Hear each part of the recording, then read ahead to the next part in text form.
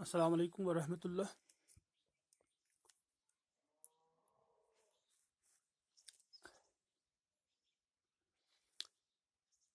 کل کے سبق میں ہم پہنچے تھے اسم پر۔ میں پھر سے دہراتا ہوں، کلمہ کی 6 قسمیں ہیں: اسم، ناون، فعل، ورب، حرف کنجکشن، صفت ایڈجیکٹو، متعلق فعل ایڈورب، ضمیر پروناؤن۔ اس میں ہم نے اسم پڑھا تھا، یعنی اسم وہ کلمہ ہے جو کسی نام کو ظاہر کرے، جیسے کوئی بھی نام ہو، چاہے چیز کا ہو، شخص کا ہو، جاندار یا بے جان۔ اب اس کے بعد باری ہے فعل کی۔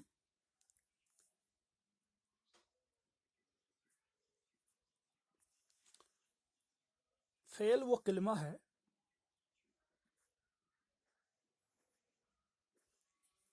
جو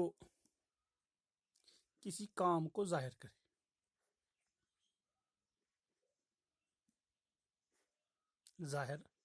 کرے۔ یا ہم یوں بھی کہہ سکتے ہیں کہ فعل وہ کلمہ ہے جس میں کسی کام کا کرنا، ہونا یا سہنا زمانے کے تعلق کے ساتھ پایا جائے۔ یہاں یہ بات یاد رکھنا لازمی ہے کہ فعل کے ساتھ زمانہ بھی لازمی پایا جاتا ہے، یعنی جو ہم کام کرتے ہیں اس کے ساتھ زمانہ ضرور آتا ہے۔ مثلا وہ کام جو ہم نے کیا وہ ماضی میں آتا ہے، جو ہم کر رہے ہیں وہ حال میں آتا ہے، اور جو ابھی کیا نہیں یا کرتے نہیں بلکہ کرنے کا ارادہ ہے وہ مستقبل میں آتا ہے۔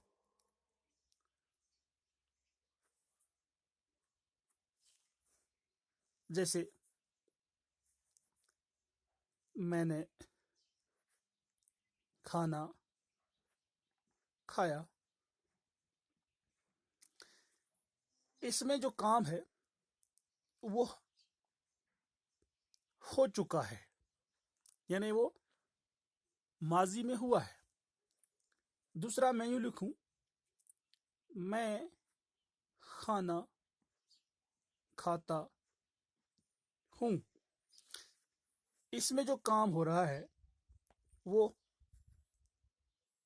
حال کے زمانے میں ہو رہا ہے، یعنی ابھی کام مکمل ہوا نہیں بلکہ ہو رہا ہے۔ اور ایک اور مثال، میں کھانا کھاؤں گا، کھایا نہیں، کام کیا نہیں ہے، اور نہ ابھی کر رہا ہے، نہ ہو رہا ہے، بلکہ آنے والے زمانے میں کرنے کا ارادہ ہے۔ تو یہاں فعل میں تینوں زمانے لازمی آتے ہیں، ماضی بھی، حال بھی اور مستقبل بھی۔ یعنی فعل وہ کلمہ ہے جو کسی کام کو ظاہر کرے، یا فعل وہ کلمہ ہے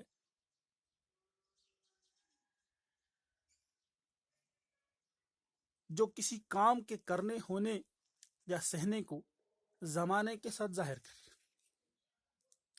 اب اس کے بعد باری آتی ہے حرف کی۔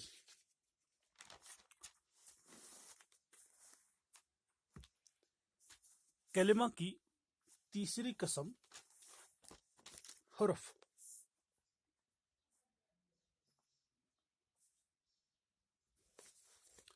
حرف وہ کلمہ ہے جو دو اسموں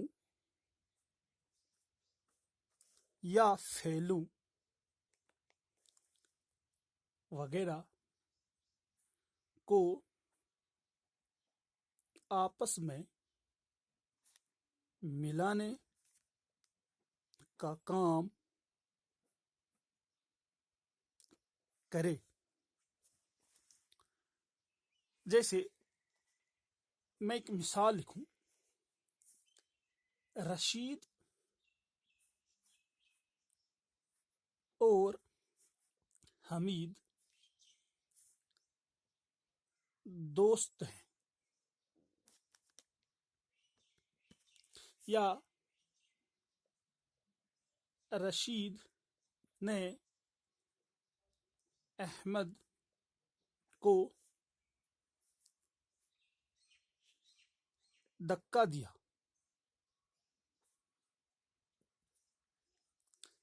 وغیرہ وغیرہ. یہاں لفظ اور یا لفظ نے یا کو، یہ ان جملوں میں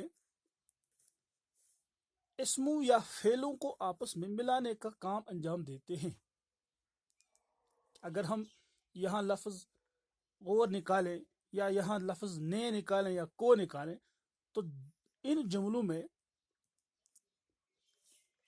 جو ان کا جو آپسی رشتہ ہے آپس میں فعل یا اسم کا، وہ یہاں پہ ختم ہو جائے گا. تو جملوں کا جو معنی ہے وہ صحیح پہ نہیں آئے گا. تو حرف وہی الفاظ ہیں، وہی کلمے ہیں جو جملوں یا فعلوں یا اسموں کو آپس میں ملانے کا کام کرتے ہیں. جیسے انگریزی میں کنجکشن جو ہوتے ہیں وہ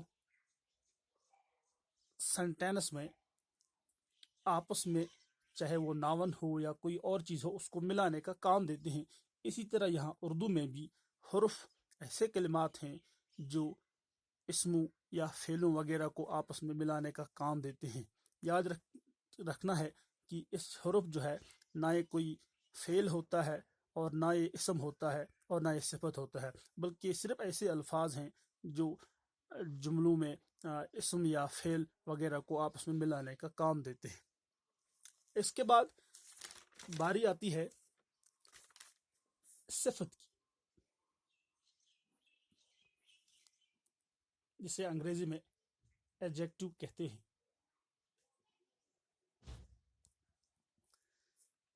صفت وہ کلمہ ہے جو کسی اسم وغیرہ کی خوبی یا خامی کو ظاہر کرے، کسی اسم کی اچھائی یا برائی ظاہر کرے. جیسے رشید ایک نیک لڑکا ہے،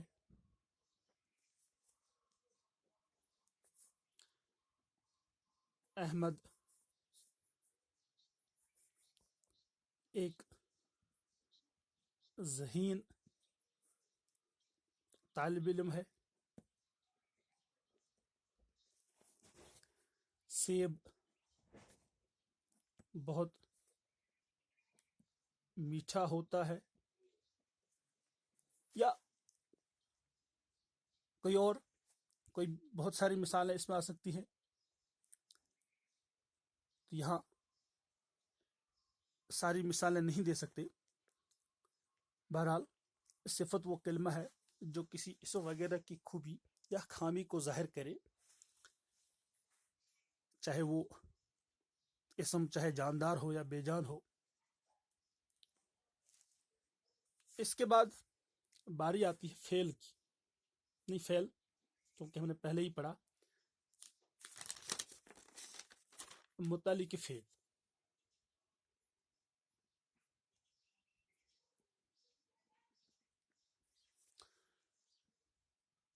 متعلق فعل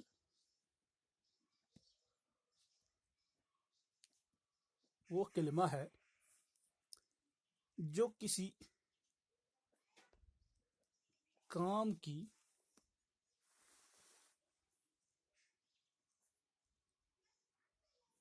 حالت یا نوعیت کو ظاہر کرے.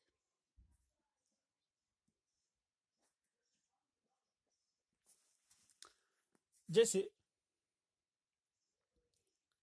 میں یہاں دو جملے لکھوں گا. پہلا یہ کہ گاڑی چلتی ہے. دوسرا گاڑی تیز چلتی ہے. پہلے جملے میں متعلق فعل ظاہر نہیں ہوتا ہے کیونکہ اس میں متعلق فعل ہے نہیں، اس میں صرف فعل ہے، یعنی گاڑی چلتی ہے. اس میں چلنا جو ہے یہ فعل کو ظاہر کرتا ہے. اب گاڑی چلتی ہے، یہ پتہ نہیں کہ کیسے چلتی ہے، تیز چلتی ہے یا آہستہ چلتی ہے، آگے چلتی ہے یا پیچھے چلتی ہے. اب دوسرے جملے میں ہم نے لکھا کہ گاڑی تیز چلتی ہے. اس لفظ تیز سے جو اس میں جو کام تھا اس جملے میں، اس لفظ تیز سے اس کام کے معنی میں اضافہ ہوا، یا اس کام کی حالت یا نوعیت ظاہر ہو رہی ہے اس لفظ سے. تو یہ متعلق فعل ایسے الفاظ ہیں جو کام کی حالت کو ظاہر کرے یا کام کی نوعیت کو ظاہر کرے. یہاں لفظ تیز سے ہمیں اندازہ ہوتا ہے کہ گاڑی کس انداز سے چلتی ہے. اب اس کے بعد باری ہے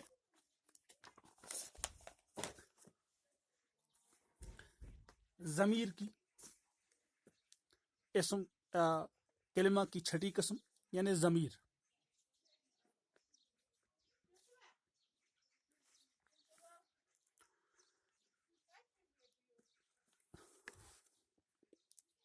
لفظ ضمیر کو انگلش میں پروناون کہتے ہیں. ضمیر وہ کلمہ ہے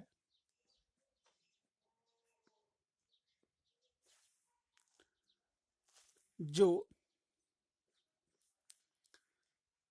اسم کی جگہ یا اسم کے بدلے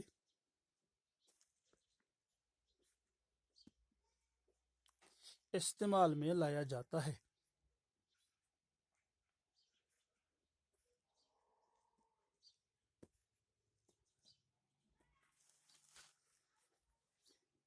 جیسے ہم انگریزی میں pronoun is a word which is used instead of noun، تو یہاں سیم ٹو سیم بالکل اسی طرح اردو زبان میں بھی ضمیر کو اسی طرح استعمال کیا جاتا ہے جس طرح انگریزی زبان میں.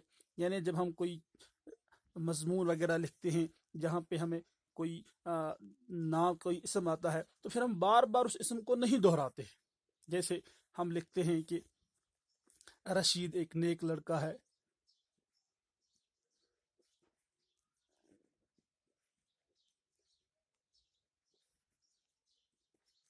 وہ روزانہ اسکول آتا ہے، اس کے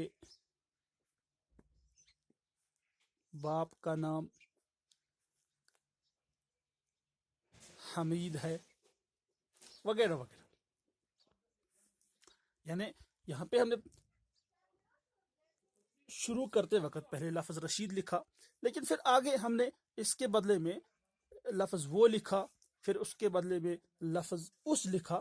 یعنی رشید کے بدلے میں لفظ وہ اور جو اس ہے، انہی کو ہم ضمیر کہتے ہیں.